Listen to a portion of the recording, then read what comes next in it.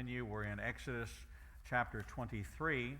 We finished off last week and kind of getting into the rules and regulations of life, of good living, of healthy living in the Lord. And so we are really in the establishment of boundaries, lifestyle boundaries of how to function in the community. You know, while we spent 400 years in Egypt under Pharaoh's rule, we lived by Pharaoh's rules. And so what was acceptable in that economy conformed to that economy, and although we were set apart, we didn't have idol worship, we didn't really have our own government, because in order to have government, you have to have property. Okay? The issues of what you own and how you deal with what you own and what belongs to you and what belongs to me and the preciousness of life and the sanctity of things, you didn't have those issues in Egypt because nothing belonged to the Jewish people. Now everything's given to them. It's kind of interesting that we came to this place and part of our deal was, look around you. Everything that's here, the picture on the wall, came with the place. The drapes, the lights, everything came with it. The seats, the podium, the empty box of Capri Sun. Everything came with it. Okay? It's as if God said, prepare a place for them now, give them everything. The same way he sent them out and he told the people in Egypt. What's that? I know, the empty box of Capri Sun. I knew you'd.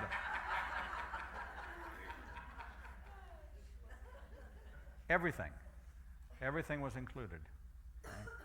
How does that happen? It doesn't. Okay? Only God. Only God. And so now in living in their own community, living within this mobile society, and as they prepare for entrance into the promised land, these rules and regulations for once you're there, once you set up, once you are in your place and you establish it, how are you going to function? How are you going to operate? That's why we had operating procedures for here before we occupied. Why we had how we were going to do things, where things were going to go, what are we going to put here. We had people coming in and organizing and moving and inventorying and setting that up. So last night, how many of you felt like last night was the first time we'd ever been in this building?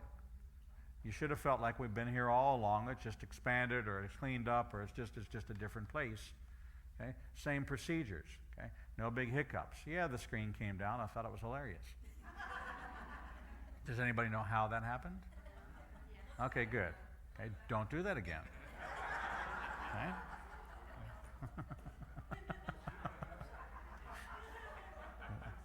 You know, when you've done stand-up comedy, things like that are just material. Just fodder for material. It doesn't bother me. You know? And see, Wayne's really good at the announcements. I asked him to mess that one up, just so I could, right? See?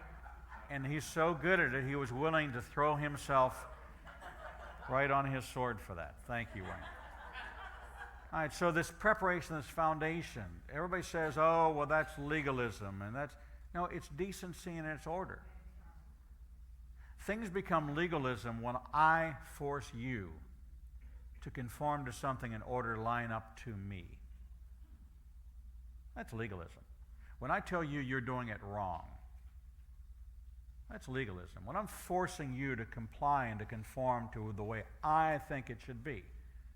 Now here's God's boundaries and God's standards. And he says, if you'll do this, there'll be order in the community. When I have a dispute with you, this is how we'll settle it. Grace comes into play when I abide by these rules. You break the rule and I say, look, don't worry about it. I'm not going to sue you. That's grace. I forgive you. Okay? I'm not going to take you to court, but if you broke it, would you just kindly fix it, or could you take care of that? Okay? And it's no big deal. It's a no harm, no foul. You broke it, can take care of it, and let's go on and be friends. That's grace. Law is, I'm going to take everything out of you that's owed to me, okay? And I'm going to do it in such a way that I don't care about when we're keeping the relationship intact, and I don't care about the reflection of Messiah in me. Grace says, let me be a reflection of Messiah. And when we look at how Messiah operated, he held people accountable for their sin. He held people accountable for what they did wrong. He said to them, okay, you've been sinning, now go and sin no more. Okay? correction. Okay? Correction's okay. Correction isn't legalism. Yeshua did it. And actually the Word of God says, in your anger, do not sin. Does that say don't be angry? It does not. God knows we're going to have situations where there's going to be righteous anger, and we should be righteously angry. Okay? When I see swastikas painted on the side of a synagogue, that makes me angry. Excuse me. Forgive me, but I get angry. Okay? Now, should I go kick somebody's door in, or should I go take a golf club or a baseball bat and go pound their car? No. In my anger, do not sin. Okay? Make information available. Let everybody know about it. The way to do it is to make it public. Okay? Get the community to be irked by it. Get the community to be riled. Okay? When we have people stop in the parking lot here, I go out and talk to them. Wayne was with me yesterday. Went out and talked. Okay? They said, this is a repo guy. Had a tow truck there. Lives right there. He said, yeah, years ago we used to park our trucks here. We don't run them anymore, but every now and then I need a place to drop a car for a while. I said, sure. Here's where I want you to put it. He goes, oh, that's okay with you? I said, sure it is. Good neighbor. But here's where I'd like you to put it. He said, I would thank you. I really appreciate that because I want activity on the property. He said, years ago they had activity on the property all the time. There was never a problem. And the kids didn't gather here. The teenagers didn't gather here. But after a while, when there was no more activity here, this became a gathering place. It was off the beaten track. They were in the back. They were making out. There were things going on. They were getting in the house. They were doing this. He said, but now there's activity here. They don't come here anymore. And I said, well, do you repo at night? He goes, yes. I said, good. Come on by. Okay? Feel free. You like this spot? Use this spot. Okay? The Hoover Police Department. I said, you know what? This make a great place for you guys to rendezvous and talk.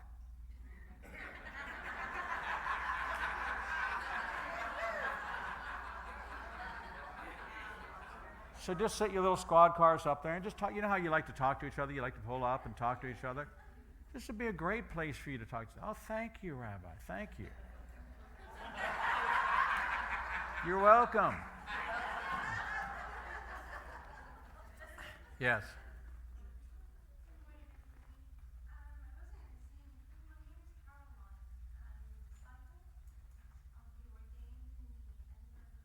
I'm sorry, I can't hear what she's. Okay. Okay. Did you have a question? Yes. Yes. Oh.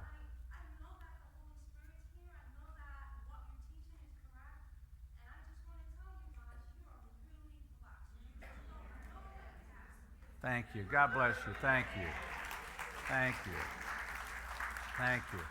I saw another hand. It was about the police. I live in this neighborhood, and just be aware that they do stop you if you don't stop. Thank you.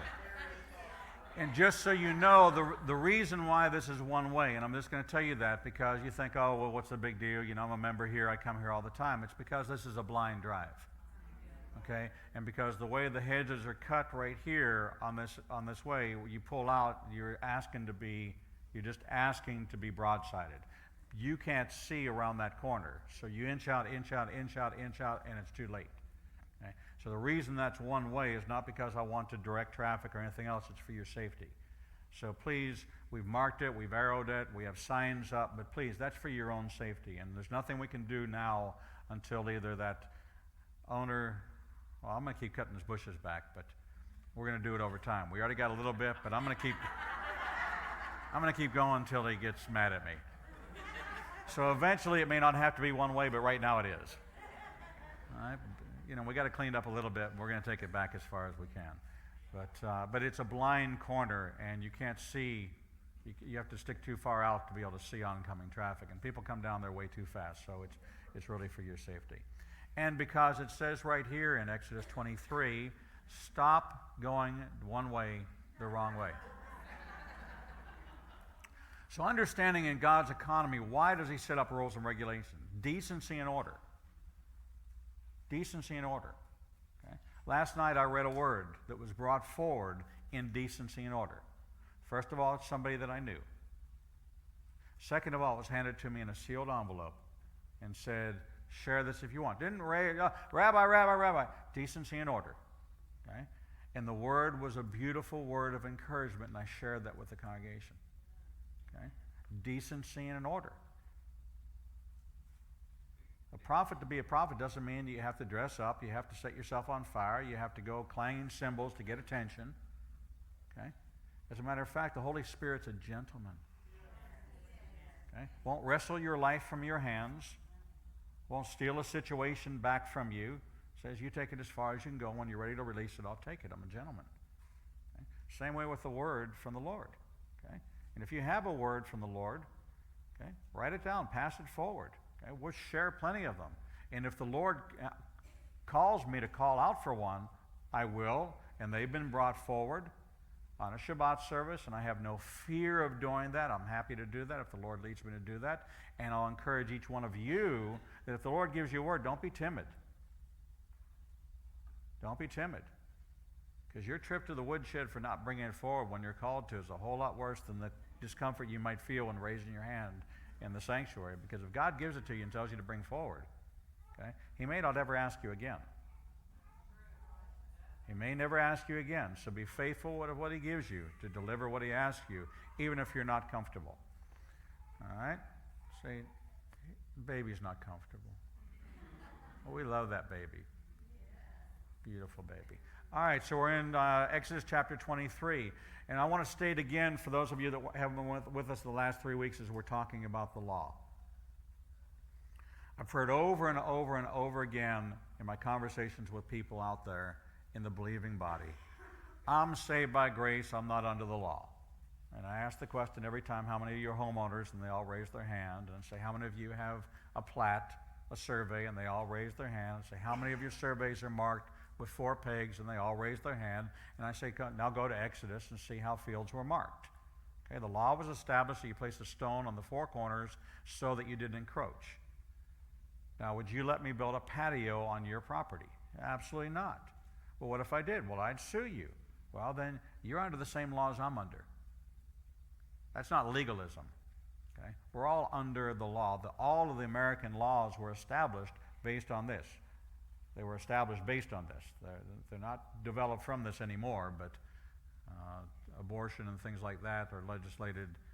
Okay? But the foundation of the system that is under the Mosaic system of law established by God. So you must not carry false rumors.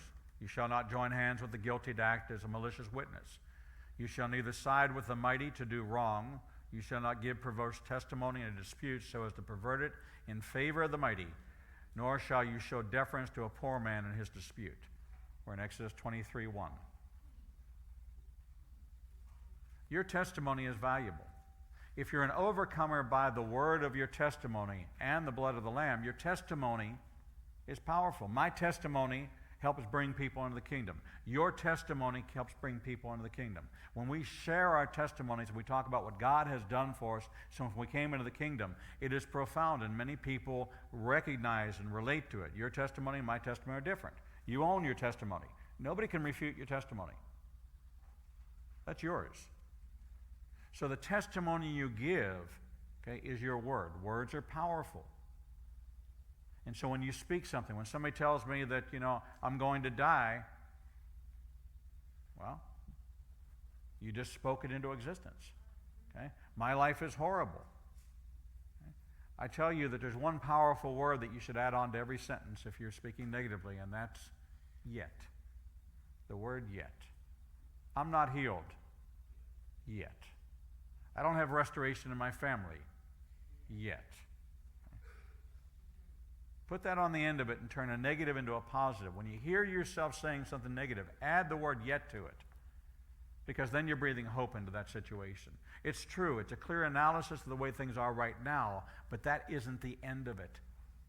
And if you continue to limit God, your life will be limited. If you continue to limit your destiny will be limited. God has a use for every one of you. You are called into a royal priesthood. The royal priesthood is something amazing in Jewish thought. A Levite and a Judite.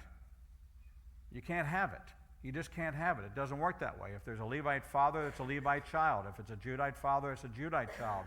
Bloodline of the father. How can you have a royal priesthood? You can't except in Messiah. And when you become bound to Messiah, you become bound to the prince, the king, and the priest. And the only way you can do it is by Messiah joining you together as a royal priesthood. Can't exist in Jewish thought. You can't be a royal priest. The two lines are different. The lineage is different. The bloodline is different. Okay? Levites weren't kings, and the Judites weren't priests. So it can only happen through Messiah, through that merging in Messiah. That means every one of you that are a believer in Messiah are a royal priesthood. And you're called into a ministry. 2 Corinthians 5:17, you're called into a ministry of reconciliation. So all these things apply to you. When you encounter your enemy's ox or ass wandering it, you must take it back to him. It doesn't mean it's yours. You find a lost animal, it doesn't mean it's yours. Okay? And if you knows who it is, return it. Yes, Chelsea? I have a question about the testimony. Yes. I guess, I mean, I understand like the New Testament scriptures on not suing someone and handling things outside of court. But I'm wondering if you're called to give testimony and you're called in by someone who, may not, I guess, be doing it for the right reasons, or how does that work? How does it work as far as for the person called to give the testimony? Well, there's a hostile witness. I mean, if your testimony, if you're in a situation where you know things and they're willing to call upon you and you know what you know, you're supposed to give it. But in all cases, you're supposed to ask what you're supposed to answer what you're asked. Okay, bear no false witness. I mean, it's very clear that you are to give no false witness. Okay? So if I'm put in a position where I know something. Now, I have pastoral privilege, and there's certain things that I can withhold, but there's certain things I will not withhold. As a matter of fact, for all of you to know that if you come to me and you have some deep, horrible thing, I'll be happy to go to the police with you. I want you to know that. I'm not going to abandon you, okay? But I'll go to the police with you. Okay? You don't have to go alone. Okay? But if you come to me with murder, okay, I'll go with you. And that's important for you to know. Okay?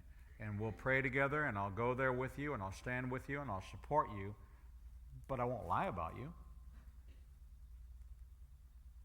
And for all of you that are ever called to testify, you have to understand, I mean, there's such a thing as a hostile witness. Okay? Somebody that knows something about you, I want to call them, and I just want them to answer the questions asked of them. Now, should you volunteer information? If you have good lawyers, I mean, the judicial system, if you speak too much or give information that's not being asked for, you also jeopardize the case in the fact that the whole case can be thrown out. Trying to play lawyer is not beneficial. Where's Sally? Even being a lawyer is not beneficial. See, and that's why I called on you. This whole thing about don't give false witness. Let people know that if I'm put in this position, and that's part of all this is relational communication, relational dynamics. Okay? If you and I are in a dispute, you and I are in a situation, or I'm aware of a dispute, you confided in me, and now you say, I want to bring you into this. Establish your boundaries early on in your relationships. Okay? If this turns out to be a lawsuit, I just need to let you know what my position is. I'm not going to support you in this. Okay? What people do is this passiveness that we've taken of, oh, I better not say anything. Boundaries are very, very, very beneficial. God gives us boundaries all over the place, and he tells us to establish them. This whole series of books called Boundaries. Okay, boundaries in the Lord, boundaries in relationship, boundaries in families, boundaries, boundaries, boundaries. Diane, I'm talking to you, Diane. I'm not trying to single anybody out, okay? But if you're wearing a lime green shirt, maybe boundaries are good for you. I don't know. Right, with 6 children, boundaries are good. Boundaries are good. Okay, so if you're in I think people get in trouble because of assumption. Okay? Well, I just thought you would back me up on that. Well, you never asked me. And then we get into this whole area of manipulation. And manipulation is witchcraft. Okay? Well, let's call it what it is. Okay? Manipulation is witchcraft. Okay? And petitioning God for God to change me, okay, is also witchcraft. And you're trying to pull a number on the Lord. Okay? Manipulating God doesn't pan out well for you. Okay? He doesn't change. Okay? But manipulation is not a good thing. Right? And trying to get people to do things that you want them to do is not biblical. Okay? Having an open conversation and making your request known, but you deserve the same answer from people you ask of as they deserve from you the same answer God gives. There's only 3 possible answers to any question. Yes, no, and not now. It's the only 3 answers the Lord ever gives. Tell me another one he gives. Anybody have one? Yes, no, and wait. Yes, no, and not now. That's it. And Scripture tells us, let your yes be yes and your no be no. Anything else is from the enemy. Anything more than this is from the enemy. When you begin to embellish. And so testimony is a very important thing, because that's why they ask you a question and they want the answer to that question. Okay? Sally, aren't you trained? Is it Socratic? Is that the method? Yes. Okay, and what does that entail? Well, the Socratic method, they're pulling together your thought process, but you don't want your witness to do that. The lawyer can do that. In the lawyer's head, your witness needs to answer the question and then be quiet. So when you're being prepared to give testimony, these are the kind of things they'll tell you. If you don't understand the question, say so. Okay? Don't give them the answer you think they want. Answer the question. The objection you'll hear a lot is don't speculate. When the lawyers know and the judge knows the witness is starting to wander, they'll pull them back in. And just to go to that hostile witness, if that ever happens to you, what it means is that instead of being asked an open-ended question, you're told the answer and all you can say is yes or no. So it's better that you come honestly in accord with the Scripture within exclusively your personal body of knowledge and stop at that. And I think that's scripturally sound as well. See, there you go. You have legal, biblical advice. Okay, please make your checks out to Sally Gross, Esquire. That's right. All right. So when you encounter your enemy's ox or ass wandering, you must take it back to him. Why? Because it's his property. He owns it. Okay? If you don't return it to him, then you're judging his ability to take care of it properly. It's not for you to judge. It's not for you to take possession of something that doesn't belong to you. So if you find something, give it back. It's not finders, keepers, losers, weepers is not anywhere in the Bible. Okay? It's just not there. Okay? I know you want it to be there, but it's not there. When you see the ass of your enemy lying under its burden and would refrain from raising it, you must nevertheless raise it with him. Okay. Overloaded ox, your enemy, and what you're thinking is, he sure deserved that. Okay? Good luck with getting that ox up. Okay? But the point is that you're supposed to bless your enemies. You're supposed to pray for those who despitefully use you. You're supposed to lend a hand. Okay? Why? Are you doing it for them? Releases you. It releases you. You want no guilt on your hands. You want your hands stained with nothing. Whether or not it's through omission or it's deliberate. You do not want that on your hands. And so God tells you that even in the difficult situation, you as a believer, you see, now we're talking Torah now. This is a believer in the God of Abraham, Isaac, and Jacob and being set apart. If you don't believe in him, how do you fast forward all the way thousands of years later to Yeshua and say, oh, but I believe in Yeshua, but all this stuff doesn't apply? You can't believe in Yeshua if you don't believe in the same God. God bless you. And this is calling. So you think, oh, Yeshua came along with this new philosophy, this new theory. And I told you before that I absolutely stand on the fact that no one comes to the Father but through the Son. When asked what he was doing in the synagogue, he said, I'm about my Father's business. If you've seen me, you've seen who? The Father. If you hear me, you hear. So it doesn't stop with Yeshua. It's about getting to the Father. Well, if we want to know the Father's heart, if we want to know living in the Lord, this is living in the Lord.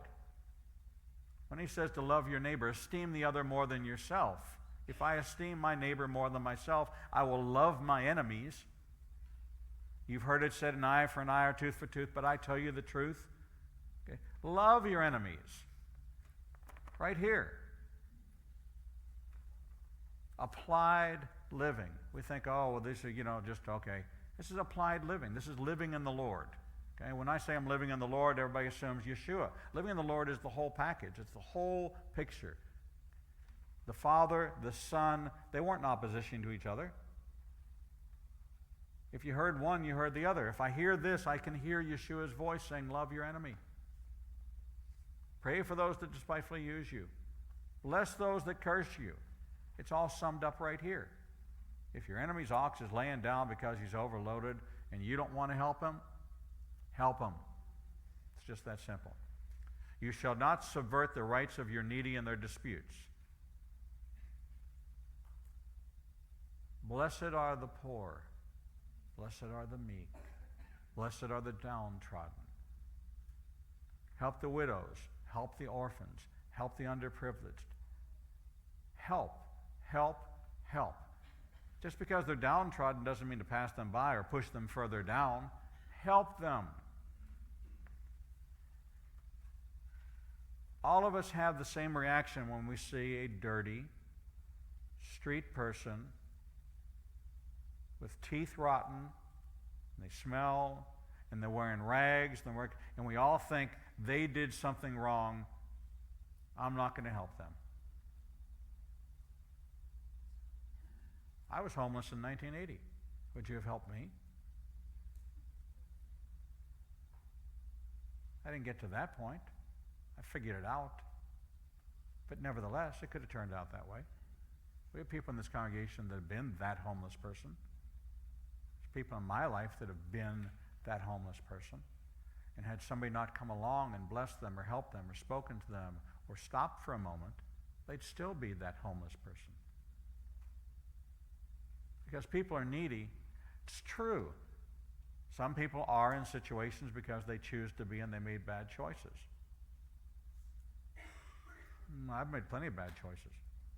Does that mean I deserve to be there? You made plenty of bad choices. Do you deserve to be there? I don't think anybody deserves that. And subverting the rights of the needy in their disputes. If a needy person, you look at a situation and go, oh, that person's, look at them. They smell bad. They look bad. Shouldn't be shunned because of it in a dispute. Okay? If somebody's wronged them, they've wronged them. They're a human being. There's no levels of human being. We don't have a caste system. I think all of us are very much opposed to a caste system in other cultures where there's hierarchy. One person is truly better than another person. Well, Yeshua's words were, esteem the other more than yourself. That means that everybody should be above me. But in the hierarchy of the kingdom, everybody is in the kingdom of heaven. Everybody is there. Being the lowest puts you the lowest in the kingdom of heaven. It's okay with me. I'm there. I'm not the highest in hell. I'd rather be the lowest in heaven than the highest in hell. Keep far from a false charge. Anybody remember in Romans what it says in Romans? Shun all appearance of wrongdoing. Isn't that keep far from a false charge? If I have no appearance of wrongdoing, why would I be falsely charged? If it doesn't appear like I'm doing something wrong, if there's no sense of impropriety. Rabbi Solomon always tells the story about how he doesn't go into a liquor store to buy a Diet Coke. Because if he came out with a Diet Coke in a brown bag, because they give you everything in a brown bag, and he's standing there on the street corner with the brown bag standing outside the liquor store, and he leans up against his car, and he opens up the Diet Coke, and he takes a drink. What do you think that story is going to sound like when it gets passed around? Yeah, I saw Rabbi Solomon laying down next to his car, okay, drunk with a brown bag right there in front of the liquor store. Okay? And that's what happens. So he doesn't do that. Okay? I don't walk down the beer aisle at the grocery store. Since I came to the Lord and I heard that story, I go around it. Okay? Now, there's some stores where you can't avoid it. You can't get cheese without being in the wine aisle. Okay? But nevertheless, I tend not to be in that part of the store. Why? Keep far from a false charge. Shun all appearance of wrongdoing. Is that not the same message? Okay, but here we are in the Torah, and we're talking about a new covenant thought. Is it truly a new covenant thought? Jim, there's some ringing in there. Jim? We're getting some feedback. Thank you. Keep far from a false charge. Do not bring death on those who are innocent and in the right, for I will not acquit the wrongdoer. Think about that. Keep far from a false charge. Do not bring death on those who are innocent and in the right. Now, is that two different things? If they're innocent and in the right? Sally, are those two different things? Okay, why? You could be innocent of, it's a hard question, Rabbi, and I'm going to have to really think Socratically. You could be innocent of a charge in the law, but be morally right, I'm guessing, maybe? Okay. All right. So, we've talked about that being a party to something or being an accessory. Okay. So if I wasn't, if I was innocent and in the right, then I didn't do it and I wasn't around it. Okay. But I could be innocent, meaning I didn't do it, but I might not be in the right because I was in the car when it was being done. Okay. And so understand that God uses an economy of words that are very specific to convey a message to us that I can be innocent of a crime. I didn't rob the bank, okay, but I was in the car with the person that did. Under the law, I'm to be found guilty as an accessory after the fact, before the fact. Could be a co-conspirator. I mean, there's a lot of different ways to approach this. But if I'm nowhere near it, I may be friends with that person, I may be married to that person, they may be my child, it may be my parent, okay? But the fact was, if I'm not involved at any level. And many of the tests for things are twofold. Yes, Rocky?